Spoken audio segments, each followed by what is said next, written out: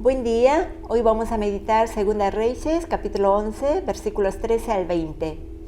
Este pasaje continúa relatando la rebelión de Joiada contra Atalía, quien usurpó el trono matando hasta sus propios nietos, y ahora llega el juicio de Dios a través de la mano del sacerdote Joiada.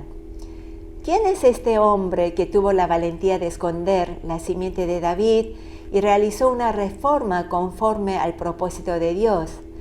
Si vemos en 2 Crónicas capítulo 23 y 24, podemos saber un poco más de este personaje que Dios usó para mantener su pacto con Judá. Joiada era esposo de Josabet, la hermana de Ocosías, y su nombre significa Jehová conoce. Y por lo que relata el autor de Reyes y Crónicas, podemos observar que él conocía muy bien las Escrituras y el pacto de Dios hecha a la casa de David. Por eso, con ayuda de su esposa, esconde a Joás en el templo y durante 7 años lo crió en el templo, esperando el momento oportuno para ungirlo como rey legítimo de Judá, la cual se lleva a cabo de manera meticulosa y muy bien planificada. Lo que me impacta de Joiada es su profundo celo por el templo de Dios y su compromiso por cumplir con la palabra. En el versículo 15 prohíbe matar a Atalía dentro del templo para resguardar la santidad del mismo. Y en los versículos 17 y 18 dice que Joiada hizo un pacto entre el Señor, el rey y el pueblo, de que serían el pueblo del Señor. También hizo pacto entre el rey y el pueblo. Después todo el pueblo de la tierra entró en el templo de Baal y lo destruyeron. Rompieron por completo sus altares y sus imágenes, y delante de los altares mataron a Matán, sacerdote de Baal. Luego el sacerdote designó oficiales para la casa del Señor. Acá podemos ver que el único interés de Joiada estaba en que el rey y el pueblo volviera a adorar al único Dios verdadero y que cumpla con los mandamientos de Dios. Atalía había levantado un templo a Baal en Jerusalén y según Crónicas había profanado el templo de Dios llevando los utensilios del mismo al templo de Baal. Imagínense, esto es como llevar los instrumentos que usamos para adorar al Señor a un club donde se practican toda clase de inmoralidades paganas. Y debe haber sido muy difícil para Joiada ver al pueblo de Dios desviarse por la idolatría impuesta por Atalía. Por eso, luego de destituir a Atalía, lo primero que hace es restaurar el pacto de Dios con el rey y el pueblo. Y meditando en el celo de Joiada por el templo de Dios, se me vino a la mente el celo que Jesús también mostró por el templo en Mateo 21, cuando limpió el templo de los cambistas y mercaderes, mostrando que la casa de Dios debe ser un lugar de oración y santidad.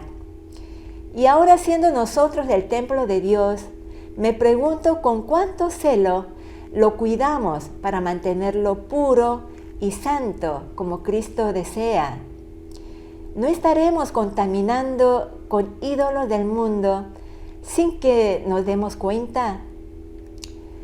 Hermanos, la reforma que impuso Joiada al pueblo, renovando el pacto con Dios, nos recuerda también a Cristo como mediador del nuevo pacto, que nos llama a un compromiso total con la palabra de Dios. Hebreos 8:10 nos recuerda que Dios pondrá sus leyes en nuestra mente y las escribirá en nuestro corazón. Y esto implica un celo santo por Dios y su palabra, que nos hace alejar del pecado y la idolatría y nos impulsa a una vida de obediencia y santidad. Algo que me impactó en este viaje misionero a Bolivia fue la devoción de los hermanos quechua.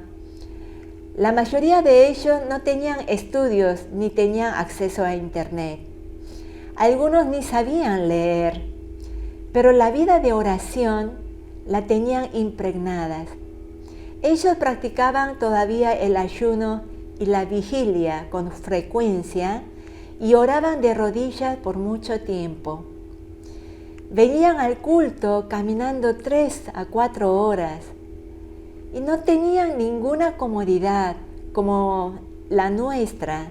Sin embargo, tenían un celo tan ardiente por Dios que me confrontaba y producía en mí una santa envidia.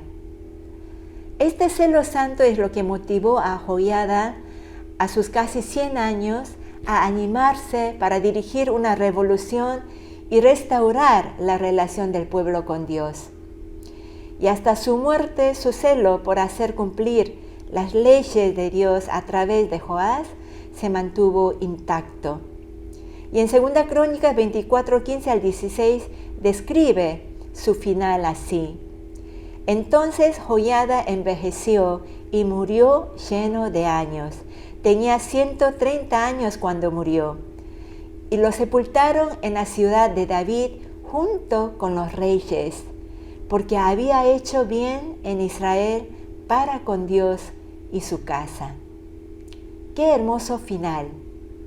Que todos nosotros podamos tener un celo por Dios y su casa como lo tuvo Joiada, y que en el final de nuestros días podamos ser calificados por Dios y la Iglesia de la misma manera.